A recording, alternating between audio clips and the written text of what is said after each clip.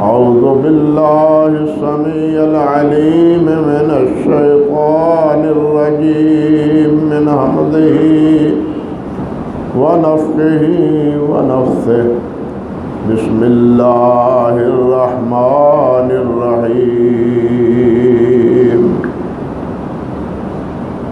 إن عدة الشهور عند الله 12 شهرا في كتاب الله يوم خلق السماوات والأرض منها 4 حرم ذلك الدين القيم فلا تظلموا فيهن أنفسكم وقاتلوا المشركين كافة كما يقاتلونكم كافة واعلموا أن الله مع المتقين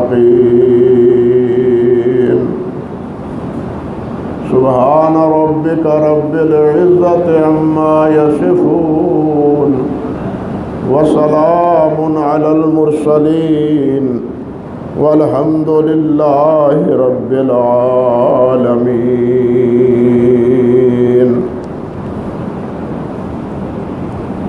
محترم و معزز سامعین کرام،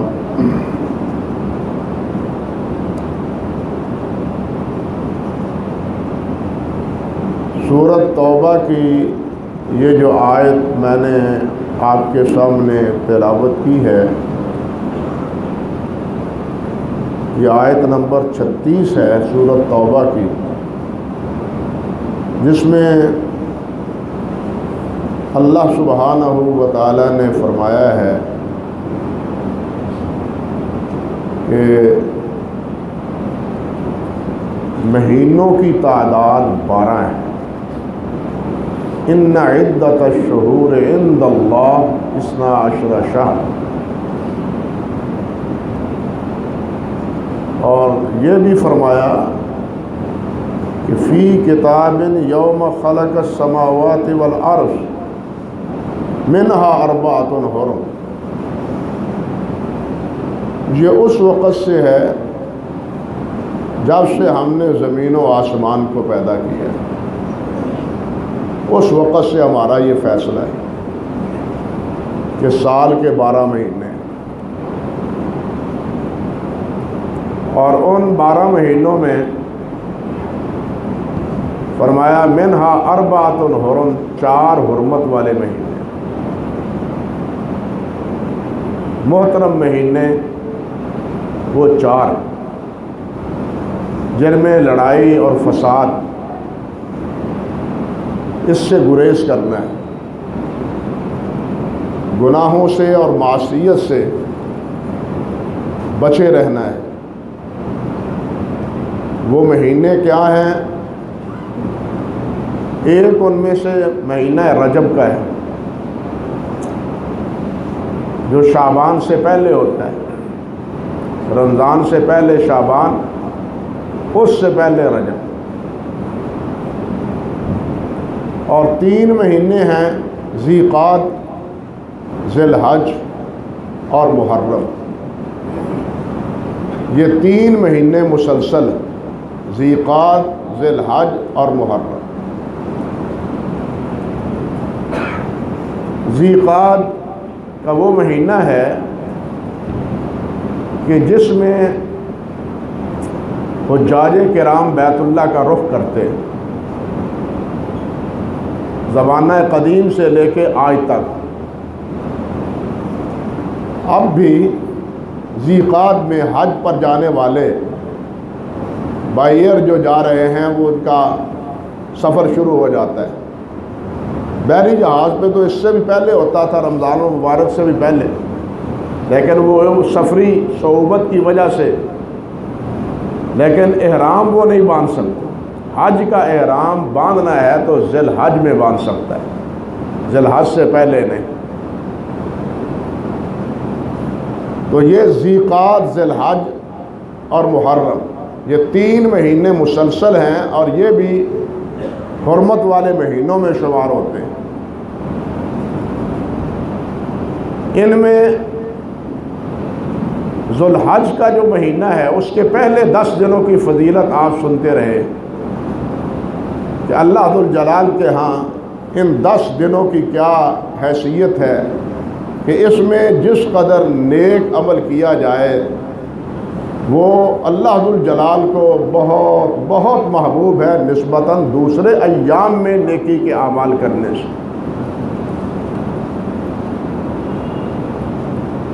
لیکن اسی ذی الحج کے باقی دوسرے عشرے میں یعنی 10 کے بعد 11، 12 اور 13 یہ بھی مناسک حج ادا کرنے کے ایام ہیں۔ منا میں حاجی ٹھہرتا ہے، تکبیرات پڑھتا ہے، اور انہی دنوں اللہ کے فضل و کرم سے ہم بھی یہاں پڑھتے ہیں تکبیرات، اللہ کی کبریائی اور اللہ کی بڑائی اس کا اظہار کرتے۔ یہ 3 دن 10 دن کے بعد ان کو ایام تشریق کہا جاتا ہے۔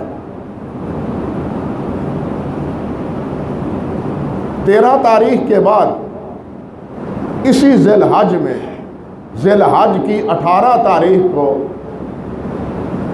ایک ایسا سانحہ ہوا کہ جس نے پوری ملت اسلامیہ کو متزلزل کر دیا۔ وہ سانحہ تھا حضرت امیر المومنین سیدنا عثمان ابن عفان رضی اللہ تعالی عنہ کی شہادت کا سانحہ۔ نبی علیہ السلام کے دور مبارک میں سرزمین حجاز اس میں اسلام کا بول بالا ہو چکا تھا۔ نبی علیہ السلام کے دور مبارک حضرت ابوبکر صدیق کے دور میں فتنہ ارتداد نہ پھیلتا تو یہ اسلام کی سرحدیں اس سے وسیع تر ہوتی چلی جاتی، مگر ان کا 2.5 سال کا دور خلافت وہ ارتداد کے فتنے کی سرکوبی میں صرف ہوا، اور پورا حجاز جیسے نبی علیہ السلام کے دور میں اسلام پر تھا، حضرت ابوبکر صدیق رضی اللہ تعالی عنہ کے دور کے آخری دور میں بھی پھر اسی طرح امن و اطمینان اور اسلام کے غلبے کا دور اسی طرح برقرار رکھا۔ اللہ رب العزت نے بھی فرمایا من بعد خوف امنا، کہ میں خلافت دوں گا تو خوف کے بعد ان لوگوں کی محنتوں اور کوششوں کے نتیجے میں خوف کے بعد پھر امن اللہ ذوالجلال تمہیں عطا فرمائے، اور وہ خوف وہی فتنہ ارتداد تھا، اور امن وہی جو ان کی سرکوبی کے نتیجے میں، انتظام کے نتیجے میں اللہ ذوالجلال والاکرام نے ملت اسلامیہ کو اثر نو امن و اطمینان بخشا تھا۔ پھر حضرت عمر فاروق رضی اللہ تعالی عنہ کا دور آیا،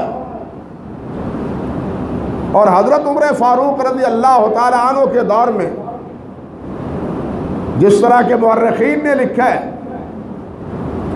22 لاکھ مربع میل پر اسلام کی حکمرانی تھی، 22 لاکھ مربع میل، اور اسلام سرزمین حجاز سے نکل کے سرزمین عجم تک، یہ عراق، یہ ایران، یہ مصر، سب حضرت عمر فاروق رضی اللہ تعالیٰ عنہ کے دور میں مفتوح ہوئے۔ حضرت عمر فاروق رضی اللہ تعالیٰ عنہ کے بعد حضرت سیدنا عثمان غنی رضی اللہ تعالیٰ عنہ کا دور آیا، تو اسلام کی حدود یہ آپ کے کابل سے لے کے افریقہ تک اس سارے علاقے میں اسلام کا بول بالا تھا، کابل سے لے کے افغانستان سے لے کے بلوچستان سے لے کے، یہ حضرت عثمان غنی رضی اللہ تعالی عنہ کے دور خلافت۔ لیکن ان کے آخری ایام میں، خلافت کے آخری سالوں میں، 1-2 سال میں، کچھ لوگوں نے ایسی ہوا قائم کی ان کے خلاف اور ایسی سازش تیار کی کہ حضرت عبداللہ ابن عمر رضی اللہ تعالی عنہ فرماتے ہیں کہ ہمیں تو عثمان غنی رضی اللہ تعالی عنہ کی زندگی میں کوئی موقع ایسا نظر نہیں آتا جو مورد الزام یا مورد اعتراض، لیکن کچھ لفنگے آئے، انہوں نے یورش کی مدینہ طیبہ پر، اور نتیجہ یہ ہوا کہ حضرت عثمان غنی رضی اللہ تعالیٰ عنہ 18 ذی الحج کو اپنے گھر میں مدینہ طیبہ میں شہید ہوئے۔ صحابہ کرام نے اللہ اکبر کبیرہ حضرت عثمان غنی رضی اللہ تعالی عنہ سے اجازت طلب کی، ہمیں اجازت دیجیے ان مٹھی بھر بلوائیوں کا سد باب ہم کرتے ہیں۔ مگر حضرت عثمان غنی رضی اللہ تعالیٰ عنہ نے فرمایا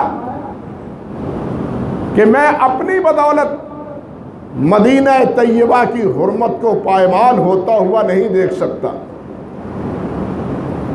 مدینہ طیبہ کو اسی طرح نبی علیہ السلام کی دعا کے برکت میں اللہ ذوالجلال نے حرم قرار دیا ہے، جس طرح مکہ مکرمہ کو اللہ ذوالجلال نے حرم قرار دیا ہے ابراہیم علیہ السلام کی دعا کے نتیجے۔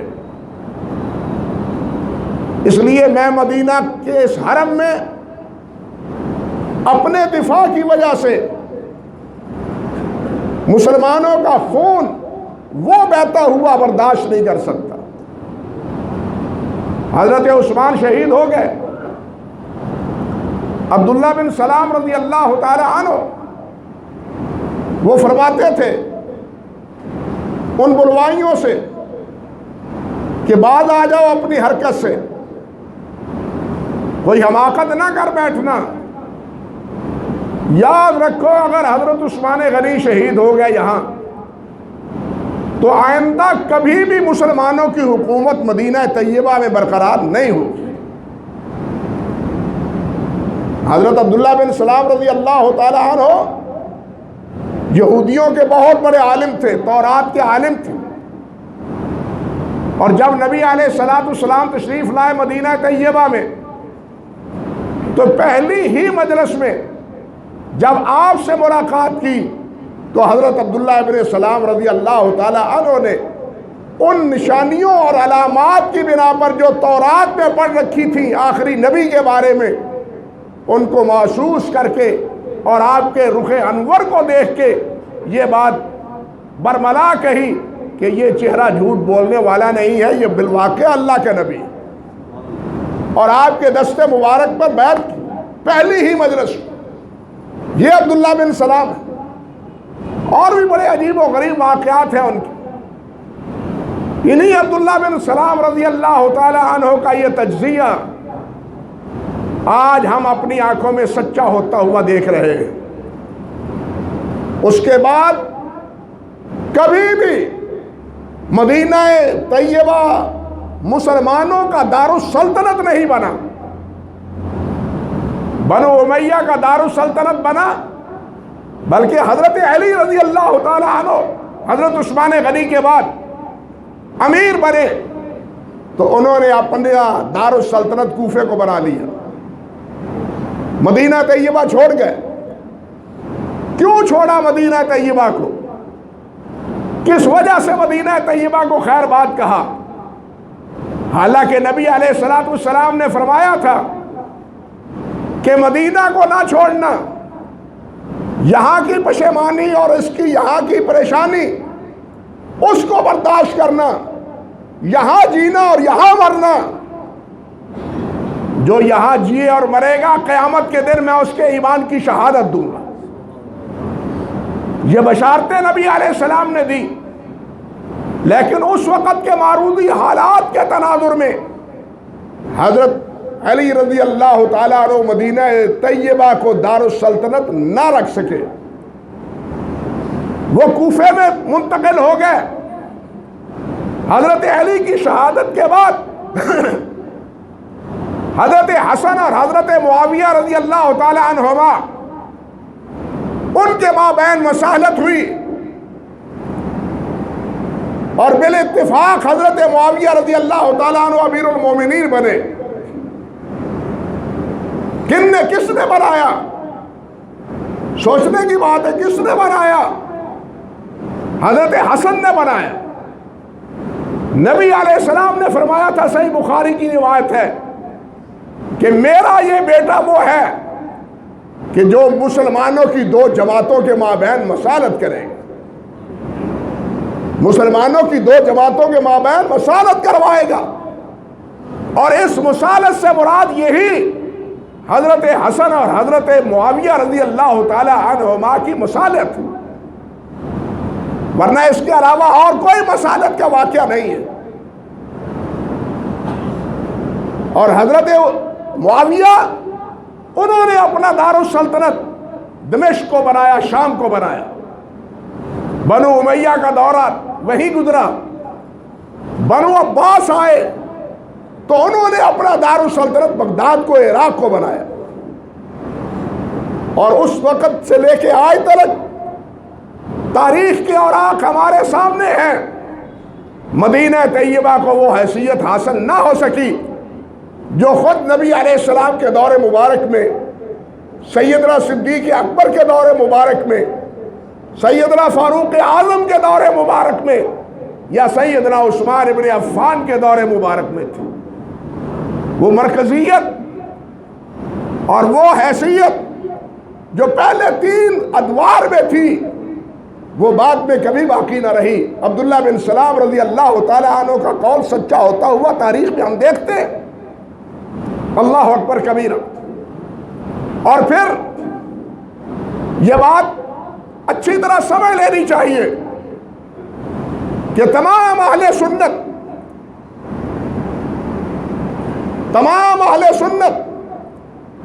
ہمارے ہاں اہل سنت کی اصطلاح ہمارے ملک میں کچھ اور ہے، لیکن سلف کے ہاں، اہل علم کے ہاں اہل سنت کی اصطلاح کچھ اور ہے۔ ہمارے ہاں اہل سنت بریلوی حضرات کہتے ہیں ہم ہیں، حالانکہ یہ بات بھی درست نہیں ہے۔ اہل سنت سلف کے ہاں دراصل اہل بدعت کے مقابلے میں ہے،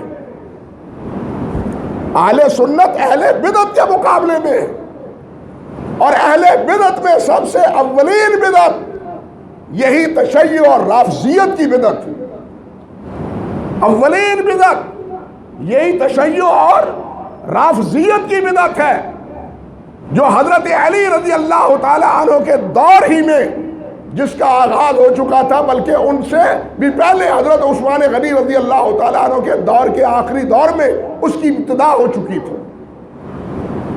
اللہ اکبر کبیرہ۔ اس تمام اہل سنت میں، یعنی قرن اول سے لے کے تا ہنوز، تمام فقہاء، تمام محدثین، تمام اہل سنت کہ ہاں یہ عقیدہ رہا ہے۔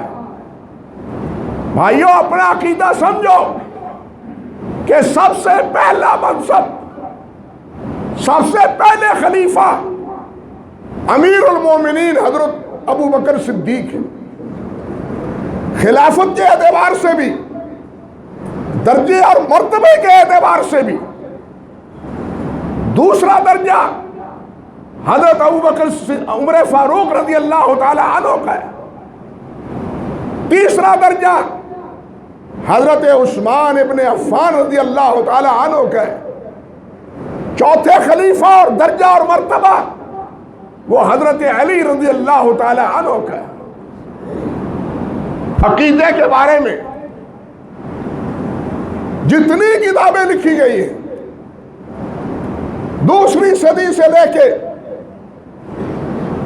الفقہ الاکبر جو امام ابو حنیفہ رحمۃ اللہ علیہ کی طرح منسوب ہے، اس کتاب سے لے کے حضرت نواب صدیق حسن خان رحمۃ اللہ علیہ تک جو بیسیوں نہیں کم سے کم 50 سے زائد کتابیں ہیں جو عقیدے پر مشتمل. ان تمام کتابوں میں 2 کتابیں ہیں جو اس وقت مدارس میں پڑھائی جاتی ہیں. ایک شرح عقیدہ، ایک عقیدہ عقائد نصفیہ شرح العقائد کے نام سے، اور ایک شرح عقیدہ امام طحاوی کے نام سے. عقیدہ طحاویہ اس کی شرح لکھی ہے امام ابن عبد العز نے، اور دوسری ہے عقیدہ شرح عقائد جو علامہ نصفی کی ہے. یہ دونوں کتابیں موجودہ مدارس کے مابین کے اندر پڑھائی جاتی ہیں، عقیدے کے طور پر پڑھائی جاتی ہیں. شرح عقیدہ طحاویہ بھی اور عقائد نصفیہ بھی. شرح عقیدہ جو کتاب ہے اس میں کیا ہے؟ وہ کہتے ہیں نثبت الخلافہ بعد رسول اللہ صلی اللہ علیہ وسلم اولا لابی بکر. ہم ثابت کرتے ہیں کہ نبی علیہ السلام کے بعد پہلے خلیفہ ابو بکر ہیں، ثم عمر، پھر عمر ہے، ثم عثمان، پھر عثمان ہے، ثم علی، پھر علی ہے. یعنی یہ عقیدے میں شامل ہے ہمارے. اور میں نے عرض کیا کہ اس وقت جتنے مدارس ہیں، مدارس اہل حدیث ہوں، علماء دیوبند کے ہوں، علماء بریلی کے ہوں، تمام میں یہ 2 کتابیں متداول ہیں اور پڑھی پڑھائی جاتی ہیں. اور ان دونوں کتابوں میں خلافت اور افضلیت کے اعتبار سے یہی ترتیب ہے کہ نبی علیہ السلام کے بعد سب سے افضل بھی ابو بکر ہیں اور وہی پہلے خلیفہ ہیں. دوسرے عمر فاروق ہیں، تیسرے عثمان غنی ہیں، چوتھے حضرت علی. اور یہ بات ہمارے اسلاف نے اپنی طرف سے نہیں بنا لی، خود نہیں عقیدہ گھڑ لیا. یہی عقیدہ سلف کا اور صحابہ کرام کا تھا. صحابہ کرام کا بھی عقیدہ تھا. عبداللہ ابن عمر رضی اللہ تعالی عنہ فرماتے، صحیح بخاری کی روایت ہے، كنا نخیر بین الناس فی زمن رسول اللہ صلی اللہ علیہ وسلم فنخیر ابا بکر ثم عمر ثم عثمان. فرماتے ہیں نبی علیہ السلام کی حیات طیبہ میں، اور ایک روایت ہے جیسے کہ فتح الباری میں حافظ نے ذکر کیا ہے کہ ہم مسجد نبوی میں بیٹھے یہ بات کرتے تھے وَرَسُولُ اللَّهِ صلی اللہ علیہ وسلم يَسْمَعُ. ہم یہ کہتے تھے اور ہماری یہ بات آپ سن رہے ہوتے تھے. گویا کہ آپ کے کان مبارک میں یہ آواز ہماری پڑتی تھی کہ آپ کے بعد سب سے افضل ابو بکر ہیں، پھر عمر ہیں، پھر عثمان ہیں رضی اللہ تعالی عنہم اجمعین. حضرت عبداللہ بن عمر کے علاوہ ایک روایت کے الفاظ ہیں، کنا نقول ورسول اللہ صلی اللہ علیہ وسلم حی، کہ افضل هذه الامہ، افضل امت النبی صلی اللہ علیہ وسلم بعدہ ابو بکر. کہ ہم رسول اللہ صلی اللہ علیہ وسلم کی حیات طیبہ میں یہ بات کہا کرتے تھے کہ نبی علیہ السلام کے بعد اس امت میں سب سے افضل ابو بکر ہیں، پھر عمر ہیں، پھر عثمان ہیں. گویا سلف نے عقیدے کی کتابوں میں اس مسئلے کو لکھا ہے تو کس سے لیا ہے؟ صحابہ کرام سے لیا ہے، اپنی طرف سے نہیں بنا لیا. بغیر دلیل کے انہوں نے یہ عقیدہ نہیں اپنایا، بلکہ اس کی پشت پر صحابہ کرام رضوان اللہ علیہ مجمعین کا یہ اختیار کیا ہوا عقیدہ موجود ہے. حضرات صحابہ ہی نہیں، حضرت علی رضی اللہ تعالی عنہ ان سے 80 راویوں سے یہ روایت منقول ہے۔ حافظ ابن تیمیہ رحمۃ اللہ علیہ نے منہاج السنہ میں اور حضرت شاہ ولی اللہ رحمۃ اللہ علیہ نے ازالۃ الخفا میں فرمایا کہ حضرت علی سے 80 ان کے شاگرد، ان کے تلامذہ یہ بیان کرتے ہیں، اور ان شاگردوں میں ان کے ایک فرزند محمد بن حنفیہ بھی ہیں۔ ان کے شاگردوں میں ایک ان کے اپنے فرزند محمد بن حنفیہ بھی ہیں۔ میں تفصیل میں نہیں جانا چاہتا کہ یہ محمد بن حنفیہ کیسے ہوئے اور محمد ابن علی کی بجائے محمد بن حنفیہ کیوں کہلوائے، یہ علیحدہ تفصیل ہے۔ لیکن بیٹے کس کے ہیں؟ یہ حضرت سیدنا علی رضی اللہ تعالی عنہ کے۔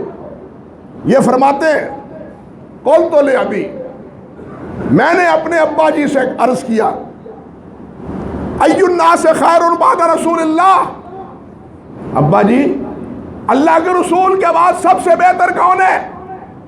قال ابو بکر، حضرت علی نے فرمایا ابو بکر۔ میں نے کہا ثم من، پھر کون؟ فرمایا عمر۔ میں نے عرض کیا ثم من، پھر کون؟ فرمایا عثمان۔ میں حیران ہوا، میں نے کہا کہ اب اس کے بعد کیا سوال کروں؟ اگر میں کہا کہ اس کے بعد کون تو کسی اور کا نام نہ لے، تو میں نے عرض کیا ثم انت، سوال کا پہلو بدل دیا، انداز بدل گیا کہ عثمان کے بعد پھر آپ فرمانے لگے ما انا الا من رجل من المسلمین، میں تو مسلمانوں کا ایک آدمی ہوں۔ گویا یہ عقیدہ کہ نبی علیہ السلام کے بعد سب سے افضل کون؟ ابو بکر، عمر، پھر عثمان۔ یہ عقیدہ کس کا ہے؟ حضرت علی کا عقیدہ ہے رضی اللہ تعالی عنہ۔ بلکہ قاضی شریح کا نام تو آپ نے سنا ہوگا، تاریخ کا معمولی طالب علم بھی قاضی شریح کی صلاحیتوں سے اور ان کے عہدہ قضا میں کیے ہوئے فیصلوں سے آگاہ ہے۔ اللہ، یہ حضرت علی کے بھی قاضی تھے رضی اللہ تعالی عنہ۔ قاضی شریح کہتے ہیں کہ سمیت علی ابن ابی طالب یقول علی المنبر وهو علی المنبر فی مسجد الکوفہ،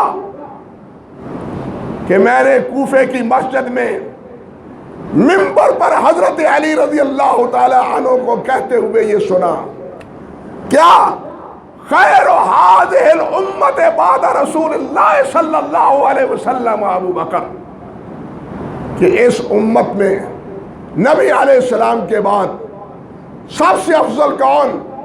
ابو بکر، ثم عمر، ثم عثمان، پھر ابو بکر ہیں، پھر عثمان۔ اور یہ روایت اور یہ قول تو اس فکر کا تیہ پانچا کر دیتا ہے جو کہتے ہیں کہ حضرت علی نے یہ باتیں تقیۃً کہی تھی۔ اب کوفہ کی مسجد ہے، برسر اقتدار ہیں، خلیفہ اور امیر المومنین ہیں، اپنی مسجد کے منبر پر کسی کا خوف ہو سکتا ہے، کسی کا ڈر ہو سکتا ہے، لیکن حضرت علی برسر منبر یہ اعلان کرتے ہیں سب سامعین کے سامنے کہ نبی علیہ السلام کے بعد اس امت میں سب سے بہتر ابو بکر، پھر عمر، پھر عثمان رضی اللہ تعالی عنہم اجمعین۔ عرض کرنے کا مقصد یہ تھا کہ یہ عقیدہ تمام صحابہ کا ہے، بلکہ حضرت علی کا بھی ہے، حضرت حسن کا بھی ہے، حضرت زین العابدین کا بھی ہے، حضرت امام جعفر کا بھی ہے، محمد باقر کا بھی ہے، اور جعفر صادق کا بھی۔ لیکن آج جو بولیے میڈیا پر ہم سن رہے ہیں، مجھے آپ بتلائیں یہ کن کی بولی ہے؟ کیا یہ حضرت علی کی بولی ہے؟ اس کو حضرت علی کے ساتھ کوئی مناسبت ہے؟ نام حضرت علی کا لو اور منمانی اپنی کیے جاؤ، نام اہل بیت کا لو اور اہل بیت کی جڑیں کاٹتے رہو۔ یہ تمہارے آباء و اجداد کا وتیرہ آج تک چلا آ رہا ہے۔ آج یہ بات ہے تو کوئی انہونی اور کوئی اجنبی نہیں ہمارے لیے، ہم اس کی حقیقت کو اور طے منزل کو اچھی طرح سمجھتے ہیں کہ یہ اسلام میں ایک ایسا فتنہ ہے جو سب سے پہلے رونما ہوا، اور آج تک یہ اسلام کی قبر پر اسی طرح چھرا گھونپ رہا ہے جس طرح کہ ابو لولو نے حضرت عمر فاروق رضی اللہ تعالیٰ عنہ کی قبر پر جھونکا تھا۔ آپ حیران ہوں گے، مجھے آپ بتلائیں یارو، سمجھ ہمیں کہتے ہیں کہ جناب کچھ نہ کہو کچھ نہ بولو۔ حضرت اور قائد اعظم کو آپ کیا کہتے ہیں؟ محمد علی جناح کہتے ہیں نا قائد اعظم۔ دو نظریے، قومی نظریے کے اوپر نہرو کے جواب میں انہوں نے کیا کہا تھا کہ ایک چھت کے نیچے دو ملتیں، دو قومیں، جو ایک گاؤں کی پجاری ہو اور دوسری گاؤں کو ذبح کر کے کھانے والی ہو، وہ کیسے اکٹھی ہو سکتی ہے؟ بات ٹھیک ہے؟ یہ اکٹھی کیسے ہو سکتی ہے؟ ایک چھت کے نیچے گاؤں کی پجاری بھی ہو اور گاؤں کو ذبح کر کے کھا جانے والے بھی ہوں، اکٹھے کیسے ہو سکتے ہیں؟ مجھے آپ بتاؤ کہ ایک چھت کے نیچے حضرت عمر فاروق رضی اللہ تعالیٰ عنہ کو شہید کرنے والے ابو لولو کو اپنا محسن، اپنا پیر اور اس کی قبر کو عبادت گاہ بنانے والے اور اس کو مردود اور اس کو مجوسی قرار دینے والے ایک چھت کے نیچے اکٹھے ہو سکتے ہیں؟ بتلاؤ، خدا کا خوف کرو۔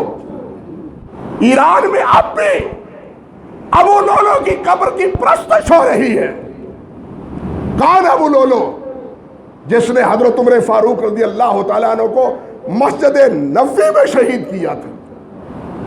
ان کے پجاری جو مجوسی اور مسلمان بھی نہیں مجوسی، اس کو شہید کرنے والے عمر فاروق کی کو اس کی پرستش ہو رہی۔ اب آپ مجھے بتلائیں، نہیں جی اتفاق سے رہنا ہے، بالکل رہنا ہے، ہم ملک کو کھلواڑا نہیں بنانا چاہتے، اس میں کسی قسم کی بدامنی نہیں چاہتے، لیکن یہ ضرور چاہتے ہیں، یہ ضرور چاہتے ہیں کہ خلفائے راشدین کے مقام اور مرتبے کا تحفظ باقی رہے، یہ ضرور چاہتے ہیں۔ وقت نہیں ہے کہ میں اس بارے میں کچھ اور مزید باتیں کروں، ورنہ اس بارے میں بہت سی باتیں ہیں۔ اسی ترتیب کے حوالے سے ایک واقعہ ہے بڑا تاریخی اعتبار سے، مگر وہ اللہ نے چاہا تو آئندہ خطبے میں عرض کروں گا انشاءاللہ العزیز۔ آج صرف یہ بات سمجھیے کہ تمام اہل سنت، بلکہ تمام صحابہ کرام، تمام ائمہ تابعین، تمام فقہاء، تمام محدثین اس بات پر متفق رہے ہیں اور ہیں کہ سب سے پہلا نمبر، سب سے افضل امت میں ابو بکر ہیں، عمر ہیں، پھر عثمان ہیں، پھر علی ہے۔ جو ترتیب خلافت کی ہے وہی ترتیب افضلیت کی بھی ہے۔ اللہ سبحانہ و تعالیٰ اسی عقیدے کے پر ہمیں برقرار رکھے، اسی کو سنبھالنے کی اور اسی کی آبیاری کی، اسی کے تحفظ کی اللہ ہمیں توفیق عطا فرمائے۔ یہ ہمارے عقیدے کا مسئلہ ہے۔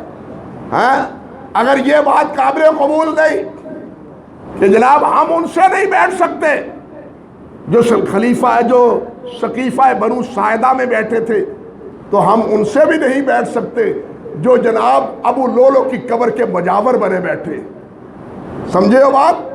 اللہ سبحانہ و تعالیٰ اس ملک کی حفاظت فرمائے، اور فرقہ وارانہ جو فضا قائم کی جا رہی ہے اس حکومت کی گویا کے سرپرستی میں، اللہ اس ملک کو اس فرقہ وارانہ فضا سے محفوظ رکھے، ورنہ اس کا انجام نہایت خوفناک اور نہایت برا ہے۔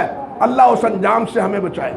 عالم اسلام تو پہلے ہی پارا پارا ہے، عالم اسلام تو پہلے ہی پارا پارا ہے، ان ایام میں اس کو مزید ہوا دینا انتہائی حماقتوں کا سبب ہے۔ اللہ ذوالجلال اس قسم کی حماقتوں سے ہمیں بچائے اور عقیدہ اہل سنت سمجھنے کی توفیق بخشے۔ وآخر دعوانا الحمدللہ رب العالمین۔